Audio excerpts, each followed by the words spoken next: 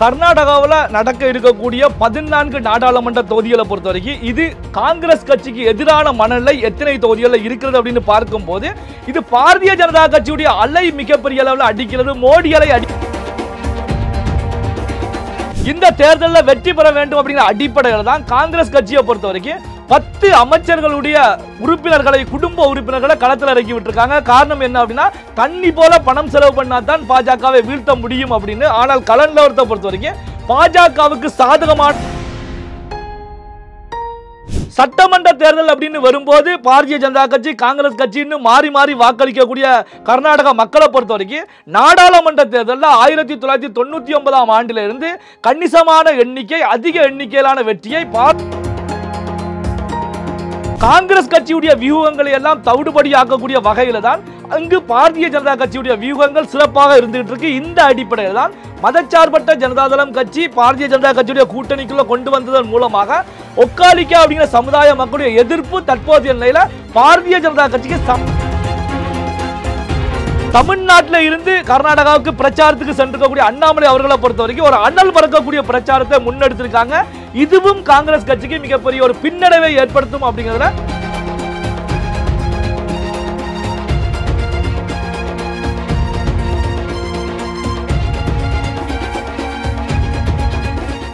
Real one voice நேயர்களுக்கு வணக்கம். இன்றைய நேர்காணலுக்காக நம்முடன் இணைகிறார் அரசியல் விமர்சகர் திரு நெல்லை சிவா அவர்கள். வணக்கம் சார். வணக்கம். கர்நாடகாவில் முதற்கட்டமாக நடக்கக்கூடிய இந்த தேர்தலில் கள நிலவரம் எப்படி சார் இருக்கு? அதாவது கர்நாடகாவை பொறுத்த வரைக்கும் 2 கட்டங்களாக தேர்தல் நடைபெறுகிறது. அதாவது இந்த மாதம் 26ஆம் தேதி 14 நாடாளுமன்ற தொகுதிகளுக்கும், அடுத்த மாதம் 7ஆம் தேதி 14 நாடாளுமன்ற தொகுதிகளுக்கும் இடையில் நடக்குது. இப்போ கர்நாடகா அப்படின்னு சொல்லி எடுத்துக்கிட்டோம் அப்படின்னா, ஆரம்ப காலத்தில் கர்நாடகா காங்கிரஸுடைய கோட்டை. 1999ஆம் ஆண்டு தான் பாஜக அங்கு ஆதிக்கம் செலுத்த துவங்குறாங்க. அன்றைய நிலையிலிருந்து நம்ம கர்நாடகாவை எடுத்து பார்த்தோம் அப்படின்னா, இந்த கர்நாடகாவில் சட்டமன்ற தேர்தல்கள் மாறி மாறி பாரதிய ஜனதா கட்சியும் காங்கிரஸ் கட்சியும் ஆட்சிக்கு வந்தாலும் இந்த நாடாளுமன்ற தேர்தலில் அதிகமான எண்ணிக்கையிலான இடங்களை கைப்பற்றுவது பாரதிய ஜனதா கட்சி தான் தொடர்ச்சியாக கைப்பற்றிக்கிட்டே இருக்காங்க. இந்த முறை கர்நாடகா மாநிலத்தை எடுத்துக்கிட்டோம் அப்படின்னா போட்டி அப்படிங்கிறது பலமான போட்டி அப்படின்னு சொல்லலாம். காரணம் என்ன அப்படின்னா, சட்டமன்ற தேர்தலில் காங்கிரஸ் கட்சியானது பாரதிய ஜனதா கட்சியை வீழ்த்தி ஆட்சியை பிடிச்சிருக்காங்க. ஆட்சியை பிடித்த உடனேயே சட்டமன்ற தேர்தலுக்கு கொடுத்த வாக்குறுதிகள், பல வாக்குறுதிகள், அதாவது மக்களுக்கு இலவச அறிவிப்புகள் அப்படிங்கிற நிலையில் கொடுத்த வாக்குறுதிகளை காங்கிரஸ் கட்சி நிறைவேற்றி இருக்காங்க.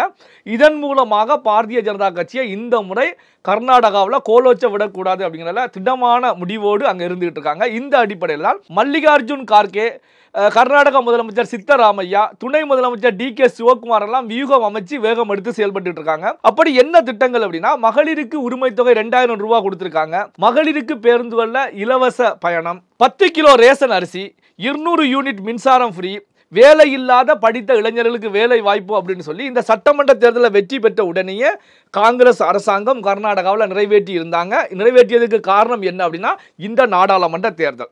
இதன் மூலமாக இந்த திட்டங்கள் மக்களுக்கு கிடைச்சிருப்பதன் மூலமாக பாரதிய ஜனதா கட்சியை இந்த நாடாளுமன்ற தேர்தலில் பெரிய அளவில் ஜெயிக்க விடாமல் தடுத்து நிறுத்தணும் அப்படிங்கிறதா காங்கிரஸ் கட்சியோட வியூகம். இப்போ நாம நேரடியாகவே கர்நாடகாவில் இருக்கக்கூடிய இந்த நாடாளுமன்ற தொகுதிகளுக்கு சென்று தொகுதியுடைய கள நிலவரத்தை அலசி ஆராய்ச்சி பார்த்தோம். கடந்த முறை கணிசமான இடங்களில் வெற்றி பெற்ற பாரதிய ஜனதா கட்சி இந்த முறை எத்தனை நாடாளுமன்ற தொகுதியில் வெற்றி பெற போகிறது, அல்லது காங்கிரஸ் கட்சியுடைய வியூகங்கள் காங்கிரஸ் கட்சிக்கு கை கொடுக்க போகிறதா, களத்தில் எப்படி இருக்கிறது, கேண்டிடேட் எப்படி இருக்காங்க, மக்கள் மத்தியில் செல்வாக்கு எப்படி இருக்கிறது, வாக்காளர்கள் யாரை தேர்வு செய்ய போகிறார்கள், இந்த அடிப்படையில் நாம நேரடியாக சென்று களத்துக்கு சென்று ஆய்வுகள் மேற்கொள்ளும் போது இந்த தொகுதியை பொறுத்த வரைக்கும் காங்கிரசுக்கு மிகப்பெரிய ஒரு சம்மட்டியடி விழும் அப்படிங்கிறத சுட்டி காட்டுவதாகத்தான் வாக்காளருடைய மனநிலை இருந்துகிட்டே இருந்துச்சு. அதாவது பாத்தீங்க அப்படின்னா, இந்த 14 நாடாளுமன்ற தொகுதிகள் அப்படின்னு சொல்லி எடுத்துக்கிட்டாலும் பாரதிய ஜனதா கட்சியை பொறுத்த வரைக்கும் இந்த முறை காங்கிரஸ் கட்சியோடு பயணித்த மதச்சார்பற்ற ஜனதாதளம் JDS கூட அலையன்ஸ் வச்சு களத்தில் இறங்கி இருக்காங்க.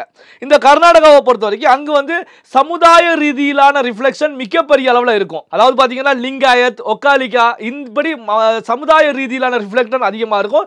இதை மையப்படுத்தி தான் அங்கே அரசியல் கட்சிகளை பொறுத்த வரைக்கும் சீட்டுகளை கொடுப்பாங்க. இங்க இவருக்கு சீட் கொடுத்தால் இங்க வெற்றி பெறலாம், இந்த சமுதாயம் மெஜாரிட்டியா இருக்காங்க இருக்காங்க. இந்த அடிப்படையில் தான் கொடுத்துக்கிட்டு இருப்பாங்க. பாரதிய ஜனதா கட்சியை பொறுத்த வரைக்கும் அங்க வந்து ஒக்காலிக்கா சமுதாயம் மத்தியில் ஒரு சில பிரச்சனைகள் பெரிய அளவில் இருந்துகிட்டே இருந்துச்சு. இந்த பிரச்சனைகளை பொறுத்த வரைக்கும் இந்த அலையன்ஸ், அதாவது மதச்சார்பற்ற ஜனதாதளம் கட்சியோட அலையன்ஸ் உருவானதன் மூலமாக அதையும் நிவர்த்தி பண்ணிட்டாங்க. ஏற்கனவே எடுத்துக்கிட்டீங்க அப்படின்னா லிங்காயத்துக்களை பொறுத்த வரைக்கும் லிங்காயத்துகள் சார்பாக மிக முக்கியமான தலைவர்களுக்கு, அதாவது பசவராஜ் பொம்மைக்கு சீட் கொடுத்திருக்காங்க, ஜெகதீஷ் ஷட்டருக்கு சீட் கொடுத்திருக்காங்க. ஒக்காலிக்கா அப்படின்னு எடுத்துக்கிட்டீங்க அப்படின்னா மதச்சார்பற்ற ஜனதாதளம் கட்சியின் சார்பாக அதனுடைய தலைவர் குமாரசாமியே நேரடியாக களத்தில் இறங்கி இருக்காங்க.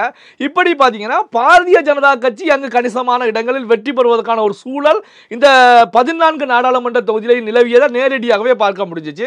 இந்த அடிப்படையில் எடுத்துக்கிட்டோம் அப்படின்னா மதச்சார்பற்ற ஜனதாதளம் கட்சியுடைய தலைவர் குமாரசாமி அவர்கள் களம் காணக்கூடிய தொகுதியாக இருக்கக்கூடிய மாண்டியா தொகுதியை எடுத்துக்கிட்டீங்கன்னா இந்த தொகுதியில் குமாரசாமி அவர்களுக்கு தான் வெற்றி. அதில் எந்த விதமான மாற்று கருத்துமே கிடையாது. இதில் வந்து பார்த்தீங்கன்னா காங்கிரஸ் கட்சி சார்பாக வெங்கட்ராமே கவுடா களத்தில் இருக்காங்க. வெங்கட்ராம கவுடா களத்தில் இருந்தாலும் இங்கே வந்து இந்த கவுடா சமுதாயம், ஒக்காலிக்கா சமுதாயத்தை பொறுத்த வரைக்கும் அதன் மூலமாக இங்கே வந்து மதச்சார்பற்ற ஜனதாதளம் குமாரசாமி அவர்கள் வெற்றி பெறுவார் அப்படிங்கிறது கள நிலவரம் நமக்கு தெளிவாகவே உணர்த்தி இருந்துச்சு. இந்த மதச்சார்பற்ற ஜனதாதளம் கட்சியை எடுத்துக்கிட்டீங்க அப்படின்னா கோலார் தொகுதி, இந்த கோலார் தொகுதியும் வந்து மதச்சார்பற்ற ஜனதாதளம் கட்சிக்கு ஒரு கோட்டையாக இருக்கக்கூடிய தொகுதி. இந்த தொகுதியிலையும் வந்து மல்லேஷ் போஸ் அப்படிங்கிற ஒரு களத்தில் இறக்கி விடப்பட்டிருக்காங்க. மல்லேஷ் போஸ் அவர்கள் வெற்றி பெறுவதற்கான ஒரு சூழல் தான் இங்க கள நிலவரமா இருந்துகிட்டு இருக்கு. அடுத்து பாத்தீங்கன்னா பாரதிய ஜனதா கட்சியில் இடம்பெற்றிருக்கக்கூடிய இந்த மதச்சார்பற்ற ஜனதாதளம் கட்சியை பொறுத்த வரைக்கும் ஹசன் தொகுதியில வந்து கூட்டணி சார்பாக களத்தில் இறங்கி நிற்கக்கூடிய வேட்பாளர் பிரஜ்வால் ராவண்ணா அப்படிங்கிறவங்க களத்தில் இறங்கி நிற்கிறாங்க. இந்த பிரஜ்வால் ராவண்ணா வெற்றி பெறுவதற்கான ஒரு சூழல் தான் இங்க களத்தில் இருந்துட்டு இருக்கு. இவரை எதிர்த்து காங்கிரஸ் கட்சி சார்பாக களத்தில் இருக்கக்கூடிய ஸ்ரீஜாஸ் பட்டேலை பொறுத்த வரைக்கும் தோல்வி தழுவுவதற்கான ஒரு சூழல் தான் இருந்துட்டு இருக்கு. அப்போ இந்த 14 தொகுதியில 3 தொகுதிகளை பொறுத்த வரைக்கும் மதச்சார்பற்ற ஜனதாதளம் கட்சி வேட்பாளர்கள் வெற்றி பெற போகிறார்கள் அப்படிங்கிறத நாம அழுத்த திருத்தமாகவே தெரிவிக்க முடியும். சரி, இந்த தொகுதியை பொறுத்த வரைக்கும் பாரதிய ஜனதா கட்சி சார்பாக களம் கண்டிருக்கக்கூடிய வேட்பாளர்கள் யார் யார் வெற்றி பெற போகிறார்கள் அப்படிங்கிறத நாம அடுத்து தொடர்ச்சியாக பார்க்கலாம். மைசூர் தொகுதியில பாரதிய ஜனதா கட்சி சார்பாக களம் கண்டிருக்கக்கூடிய கிருஷ்ணானந்தா உடையார் அப்படிங்கிறவங்க வந்து வெற்றி பெறுவதற்கான ஒரு சூழல் தான் களத்தில் இருந்துட்டு இருக்கு. அடுத்து எடுத்துக்கிட்டீங்கன்னா பிஜேபியை பொறுத்த வரைக்கும் பெங்களூர் சவுத், அதாவது பெங்களூர் சவுத்தில் வந்து தமிழக பாஜக தலைவர் அண்ணாமலை அவர்களுடைய பிரச்சாரம் அனல் தெரிக்கக்கூடிய ஒரு பிரச்சாரம் இருந்துச்சு. இதற்கான காரணம் என்னன்னா அவருடைய நண்பர் தேஜஸ்வி சூர்யா அவர்கள் களத்தில் இருக்காங்க, மத்திய அமைச்சராகவும் தொடர்ந்துகிட்டு இருக்காங்க. இந்த அடிப்படையில் அண்ணாமலை அவர்கள் இங்கே பிரச்சாரத்தில் ஈடுபடும் போது கூட கர்நாடக காங்கிரஸை மிகப்பெரிய அளவில் ஒரு தாக்குதல் நிகழ்த்தி இருந்தாங்க. இங்கேயும் வந்து பிஜேபி வெற்றி பெறுவதற்கான, தேஜஸ்வி சூர்யா வெற்றி பெறுவதற்கான ஒரு சூழல் தான் களத்தில் இருந்துட்டு இருக்கு. அடுத்து வந்து பாரதிய ஜனதா கட்சி வேட்பாளராக உடுப்பி சிக்கமகளூர் எடுத்துக்கிட்டீங்க அப்படின்னா இந்த உடுப்பி சிக்கமகளூர் தொகுதியில வந்து களம் கண்டிருக்கக்கூடிய பாரதிய ஜனதா கட்சி வேட்பாளர் யார் அப்படின்னா கோட்டை சீனிவாச பூஜாரி அவர்கள் களத்தில் இருக்காங்க. இவர் வெற்றி பெறுவதற்கான ஒரு சூழல் தான் இந்த நாடாளுமன்ற தொகுதியில் இருந்துட்டு இருக்கு. இவரை எதிர்த்து களம் கண்டிருக்கக்கூடியவரை பொறுத்த வரைக்கும் ஜெயபிரகாஷ் ஹெக்டே அப்படிங்கிறவர் களத்தில் இருக்காங்க. இவர் காங்கிரஸ் கட்சி தோல்வி அடைவதற்கான ஒரு சூழல் தான் இருந்துட்டு இருக்கு. அடுத்த தொகுதியா நாம எடுத்துக்கிட்டோம் அப்படின்னா தும்கூர் தொகுதியை பொறுத்த வரைக்கும் இங்கேயும் பாரதிய ஜனதா கட்சி வெற்றி பெற போகிறது. சோமண்ணா அப்படிங்கிறவங்க இங்க களத்தில் இருக்காங்க. சோமண்ணாவை பொறுத்த வரைக்கும் இங்க வந்து வாக்குகள் அதிக அளவில் அறுவடை செய்து வெற்றி பெறுவதற்கான ஒரு சூழல் இந்த தொகுதியில் இருந்துகிட்டு இருக்கு. அதுக்கப்புறம் எடுத்துக்கிட்டீங்க அப்படின்னா பாரதிய ஜனதா கட்சி வெற்றி பெறக்கூடிய தொகுதி அப்படின்னு சொல்லி எடுத்துக்கிட்டீங்க அப்படின்னா பெங்களூர் நார்த் நாடாளுமன்ற தொகுதியை நாம எடுத்துக்கிட்டோம் அப்படின்னா சோபா அப்படிங்கிறவங்க களத்தில் இருக்காங்க. சோபா அவர்கள் வெற்றி பெறுவதற்கான ஒரு சூழல் தான் இருந்துட்டு இருக்கு. இந்த அடிப்படையில் பார்க்கும் போது இந்த 14 நாடாளுமன்ற தொகுதியில் தற்போதைய நிலையிலேயே 6 நாடாளுமன்ற தொகுதிகள் பாரதிய ஜனதா கட்சி வெற்றி பெறுவதற்கான ஒரு சூழலை நாம நேரடியாக களத்தில் பார்க்க முடிந்தது. அப்போ 6 நாடாளுமன்ற தொகுதிகள் பாஜக வெற்றி பெறுகிறது, 3 நாடாளுமன்ற தொகுதிகள் மதச்சார்பற்ற ஜனதாதளம். அப்போ பாரதிய ஜனதா கட்சி அலையன்ஸை பொறுத்த வரைக்கும் இந்த 14 தொகுதியில் 9 தொகுதிகள் வெற்றி வாய்ப்பு பிரகாசமாக இருக்கிறது. இதுல எத்தனை தொகுதிகள் இழுபறியாக இருக்கிறது அப்படின்னா இதுல 2 தொகுதிகள் இழுபறியான ஒரு தொகுதி, அதாவது பாத்தீங்கன்னா ஒரு நெக் மூவ்மெண்ட்ல இருந்துட்டு இருக்கு. பாரதிய ஜனதா கட்சி வெற்றி பெறுவதற்கான வாய்ப்புகள் அதிக அளவில் இருக்கிறது. இருந்தாலும் இந்த தொகுதியை பொறுத்த வரைக்கும் ஒரு இழுபறியான தொகுதி அப்படின்னு சொல்லலாம். இதுல பாத்தீங்கன்னா பெங்களூர் சென்ட்ரல் நாடாளுமன்ற தொகுதியை எடுத்துக்கிட்டீங்க அப்படின்னா பிசி மோகன் அப்படிங்கிறவங்க பாரதிய ஜனதா கட்சி சார்பாக அங்க களத்தில் இருக்காங்க. இவரை எதிர்த்து காங்கிரஸ் கட்சி சார்பாக மன்சூர் அலிகான் அப்படிங்கிறத இறக்கி விட்டுருக்காங்க. இந்த தொகுதியை பொறுத்த வரைக்கும் இஸ்லாமியர்களுடைய வாக்குகள் மிக முக்கியமான நிலையில இருந்துகிட்டு இருக்கு. அதாவது இஸ்லாமியர்கள் யாருக்கு வாக்களிக்கிறார்களோ இங்க இஸ்லாமியர்களுடைய பிளே வந்து மிகப்பெரிய அளவில் இருக்கும். இந்த அடிப்படையில் தான் வெற்றி தோல்விகள் இருக்கக்கூடிய சூழல் இருக்காது. இந்த அடிப்படையில் பார்க்கும்போது பாஜகவுக்கும் காங்கிரஸுக்கும் இடையில ஒரு கடுமையான போட்டி இந்த பெங்களூர் சென்ட்ரல் தொகுதியில் நிலவிக்கிட்டே இருக்கு. அப்போ பாத்தீங்கன்னா இது ஒரு நெக் மூவ்மெண்ட்ல இருக்கக்கூடிய தொகுதி. ஆனா இந்த தொகுதியிலையும் பாரதிய ஜனதா கட்சி வெற்றி பெறும் அப்படிங்கிற நிலையிலான டாக் தான் அந்த தொகுதி முழுவதும் பரவலா அடிச்சுட்டு இருக்கு. ஆனாலும் இந்த தொகுதி ஒரு நெக் மூவ்மெண்ட் அப்படின்னு சொல்லி நாம பார்க்கலாம். அடுத்து எடுத்துக்கிட்டீங்க அப்படின்னா சிக்கபல்லப்பூர் தொகுதியை எடுத்துக்கிட்டீங்க அப்படின்னா இந்த தொகுதியில களம் கண்டிருக்கக்கூடிய பாரதிய ஜனதா கட்சி வேட்பாளர் சுதாகர் அவர்களை பொறுத்த வரைக்கும் அதை எதிர்த்து சுதாகர் அவர்களை எதிர்த்து காங்கிரஸ் கட்சி சார்பாக ரக்ஷனா ராமையா அப்படிங்கிறவங்க களத்தில் இருக்காங்க. இந்த தொகுதியை பொறுத்த வரைக்கும் காங்கிரஸோட கோட்டை, இந்த தொகுதி வந்து காங்கிரசுடைய கோட்டை. ஆனாலும் இந்த கோட்டையில பாரதிய ஜனதா கட்சி கோட்டையை சரித்து தரைமட்டம் ஆக்கக்கூடிய சூழ்நிலையில இருக்கிறது. ஆனாலும் இங்க பாரதிய ஜனதா கட்சி வெற்றி பெற போகிறதா அல்லது காங்கிரஸ் கட்சி வெற்றி பெற போகிறதா அப்படிங்கிறது ஒரு இழுபறியான நிலை தான், ஒரு நெக் மூவ்மெண்ட்ல தான் இந்த தொகுதியை சொல்ல முடிகிறது. அப்போ பாத்தீங்க அப்படின்னா இந்த இழுபறியான தொகுதிகள் அப்படின்னா இந்த 2 தொகுதிகள் இழுபறியான நிலையில இருந்துட்டு இருக்கு. இப்போ 14 தொகுதியில 9 தொகுதிகள் பாரதிய ஜனதா கட்சி கூட்டணி, 2 தொகுதிகள் இழுபறியான ஒரு நிலை அப்படிங்கும் போது இந்த தொகுதியில 3 தொகுதியில காங்கிரஸ் கட்சி வெற்றி பெறுவதற்கான ஒரு சூழல் இந்த தொகுதியில நிலவிக்கிட்டே இருக்கு. அப்போ காங்கிரஸ் வெற்றி பெறக்கூடிய தொகுதி அப்படின்னு எடுத்துக்கிட்டீங்கன்னா பெங்களூர் ரூரல், இந்த தொகுதியில யார் இருக்காங்கன்னா துணை முதலமைச்சராக இருக்கக்கூடிய சிவகுமார் அவர்களுடைய சகோதரர் டி.கே. சுரேஷ் அவர்கள் களத்தில் இறங்கியிருக்காங்க. ஸோ இந்த தொகுதியில் வந்து காங்கிரஸ் கட்சி சார்பாக டி.கே. சுரேஷ் அவர்கள் வெற்றி பெறுவதற்கான ஒரு சூழல் நிலவிக்கிட்டு இருக்கு. அடுத்த தொகுதி அப்படின்னு சொல்லி எடுத்துக்கிட்டோம் அப்படின்னா சித்ரதுர்கா அப்படிங்கிற தொகுதி. இந்த சித்ரதுர்கா நாடாளுமன்ற தொகுதியை பொறுத்த வரைக்கும் கோவிந்த் கொஞ்சால் அப்படிங்கிறவங்க வந்து பாரதிய ஜனதா கட்சி சார்பாக களத்தில் இறங்கியிருக்காங்க. காங்கிரஸ் சார்பாக சந்திரப்பா களத்தில் இறங்கியிருக்காங்க.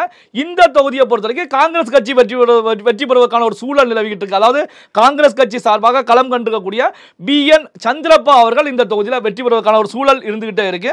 அடுத்து காங்கிரஸ் கட்சி வெற்றி பெறக்கூடிய தொகுதி அப்படின்னு சொல்லி எடுத்துக்கிட்டோம் அப்படின்னா சமராஜ நகர். இந்த சமராஜ நகர் நாடாளுமன்ற தொகுதியை பொறுத்த வரைக்கும் இங்கேயும் காங்கிரஸ் கட்சி சார்பாக களம் கண்டிருக்கக்கூடிய சுனில் போஸ் அவர்கள் வெற்றி பெறுவதற்கான ஒரு சூழல் நிலவிக்கிட்டு இருக்கு. இவரை எதிர்த்து பாரதிய ஜனதா கட்சி சார்பாக களம் கண்டிருக்கக்கூடிய பலராஜ் அவர்களை பொறுத்த வரைக்கும் தோல்வி தழுவதற்கான ஒரு சூழல் இருக்கு. அப்போ பாத்தீங்கன்னா இந்த கர்நாடகாவில் இருக்கக்கூடிய 14 நாடாளுமன்ற தொகுதியில் தற்போதைய நிலவரப்படி பாரதிய ஜனதா கட்சி அலையன்ஸ் வந்து 9 தொகுதிகள், காங்கிரஸ் கட்சி 3 தொகுதிகள், 2 இழுபறியான ஒரு சூழல்ல இருந்துட்டு இருக்கு. அப்போ பாத்தீங்க அப்படின்னா பாரதிய ஜனதா கட்சி தான் அதிக எண்ணிக்கையிலான இடங்களை கர்நாடகாவில் கைப்பற்ற போகிறது அப்படிங்கிறத நாம தெளிவாகவே எடுத்துக்கலாம்.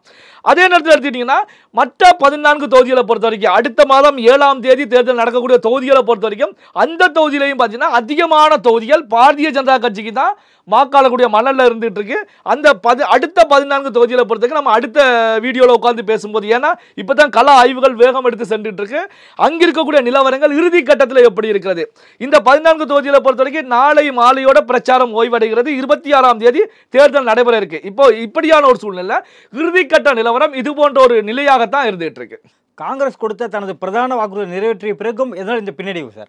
அதாவது காங்கிரஸ் கட்சியை பொறுத்த வரைக்கும் சட்டமன்ற தேர்தலில் கொடுத்த வாக்குறுதிகள் அங்கு நிறைவேற்றப்பட்டிருக்கிறது. இந்த அடிப்படையில் தான் இந்த 14 தொகுதியில் 3 தொகுதிகள் கூட காங்கிரஸ் கட்சி வெற்றி பெறுவதற்கான ஒரு சூழல் உருவாகி இருக்கிறது. ஆனால் அங்கே பார்த்தீங்கன்னா ஏற்கனவே நாம தெரிவித்தது போல தான் இங்கே சமுதாயம் ரீதியிலான ஒரு பிரதிபலிப்பு தான் தேர்தலில் இருக்கும். இந்த சமுதாய ரீதியிலான பிரதிபலிப்பை பாரதிய ஜனதா கட்சி சரியான விதத்தில் பயன்படுத்திக்கிட்டு இருக்காங்க அப்படின்னு சொல்லலாம். ஏற்கனவே தெரிவித்தது போல தான் லிங்காயத்தில் முக்கியமாக இருக்கக்கூடிய பசவராஜ் பொம்மை, ஜெகதீஷ் ஷெட்டர் போன்றவர்களுக்கு சீட் கொடுத்திருக்காங்க. அதே நேரத்தில் ஒக்காலிக்கா சமுதாயத்தை நாம தவற விடக்கூடாது. ஏன்னா ஒக்காலிக்கா சமுதாயம் சொல்லக்கூடிய கவுடா சமுதாயத்தை பொறுத்த வரைக்கும் பாரதிய ஜனதா கட்சிக்கு எதிராக இருந்து செயல்பட்டு இருந்தாங்க. அந்த சமுதாயத்தையும் தங்கள் பக்கம் எடுக்க வேண்டும் அப்படிங்கிற அடிப்படையில் தான் ஜேடிஎஸ் அலையன்ஸுக்குள்ள கொண்டு வந்தாங்க. இப்போ ஜேடிஎஸ் வந்திருப்பதன் மூலமாக ஜேடிஎஸ் கோலச்சக்கூடிய நாடாளுமன்ற தொகுதிகளை பொறுத்த வரைக்கும் அங்க வந்து ஒக்காலிக்கா சமுதாய மக்கள் அதிகமாக இருக்கக்கூடிய தொகுதிகள். இந்த தொகுதிகளும் வந்து பாத்தீங்கன்னா இப்போ காங்கிரஸ் கட்சியை கைவிட்டு போகிறது. இந்த வாக்குகளும் பிரிந்து பாரதிய ஜனதா கட்சி கூட்டணிக்கு கிடைக்கிறது. இந்த அடிப்படையில் பார்க்கும்போது பாரதிய ஜனதா கட்சி கடந்த 2019ஆம் ஆண்டு நாடாளுமன்ற தேர்தலில் வெற்றி பெற்ற இலக்கங்களை எண்ணிக்கையை எட்டி பிடிக்க முடியலை என்றாலும் பாரதிய ஜனதா கட்சியை பொறுத்தவரைக்கும் வீழ்ச்சி கிடையாது. ஒரு சில தொகுதிகள் குறைவாக கிடைக்குமே தவிர ஆனால் கணிசமான தொகுதிகளை பாரதிய ஜனதா கட்சி தான் கர்நாடகாவில் வெற்றி பெற போகிறது. கருத்து கணிப்புகளை பார்த்தீங்கன்னா பல கருத்து கணிப்புகள் கன்ஃபியூஸ் ஆன சூழலையும் கணிப்புகளை வெளியிட்டு இருந்தாங்க. காங்கிரஸ் கட்சி 10 தொகுதிகளுக்கு மேல வெற்றி பெற போகிறது அப்படிங்கிற கருத்து கணிப்புகளை வெளியிட்டு இருந்தாங்க. அவங்க வெளியிட்ட கருத்து கணிப்புகளை பொறுத்த வரைக்கும் இந்த சட்டமன்ற தேர்தலில் வெற்றி பெற்று காங்கிரஸ் கட்சியானது நிறைவேற்றி இருக்கக்கூடிய திட்டங்கள் மூலமாக மக்கள் மனநிலை மாறிவிட்டது, காங்கிரஸ் கட்சிக்கு வாக்களிக்க போறாங்க அப்படிங்கிற நிலையில் தான் இது போன்ற கருத்து கணிப்புகள் வெளியாகி இருப்பதாக நான் பார்க்கிறேன். ஆனாலும் கள நிலவரத்தை பொறுத்த வரைக்கும் இந்த இலவச திட்டங்கள் அப்படிங்கிறதுக்கு எதிர்ப்பும் மிகப்பெரிய அளவில் இருந்துகிட்டே இருக்கு. இந்த இலவச திட்டங்கள் மகளிருக்கு 2000 ரூபாய் உரிமை தொகையை பொறுத்த வரைக்கும் காங்கிரஸ் கட்சி எத்தனை மாதங்களுக்கு கொடுக்க போறாங்க, போறாங்க, எத்தனை ஆண்டுகள் கொடுக்க போறாங்க, கர்நாடகாவுடைய வளர்ச்சி எந்த நிலைக்கு செல்ல போகிறது, இப்படி இலவசங்களை அள்ளி கொடுத்தா கர்நாடகா எந்த நிலைக்கு செல்ல போகிறது, தமிழகத்திற்கு எதிராக மேகதாது அணை விவகாரத்தில் காங்கிரஸ் கட்சி வந்து இரட்டை வேடம் போடுகிறது. கர்நாடகாவை பொறுத்தவரைக்கும் சித்தராமையா மத்தியில் காங்கிரஸ் ஆட்சி வந்தால் நாங்கள் நிறைவேற்றுவோம் அப்படின்னு சொல்லி அழுத்த திருத்தமாக தெரிவிக்கிறாங்க. அதே காங்கிரஸ் கட்சியோட அலையன்ஸில் இருக்கக்கூடிய திமுகவை பொறுத்த வரைக்கும் மத்தியில் காங்கிரஸ் ஆட்சி வந்தாலும் அது நிறைவேற்ற முடியாது அப்படிங்கிற கருத்துக்களை முன்வைக்கிறாங்க. கர்நாடகாவை பொறுத்த வரைக்கும் இது காங்கிரஸ் கட்சிக்கு ஒரு எதிரான ஒரு மனநிலையில் இருந்துகிட்டு இருக்கு அப்படிங்கிறதான் அங்க இருக்கக்கூடிய கள நிலவரம். நடப்பு அரசியல் குறித்து பல்வேறு கருத்துக்களை பெறுமைக்கு மிக்க நன்றி சார். நன்றி.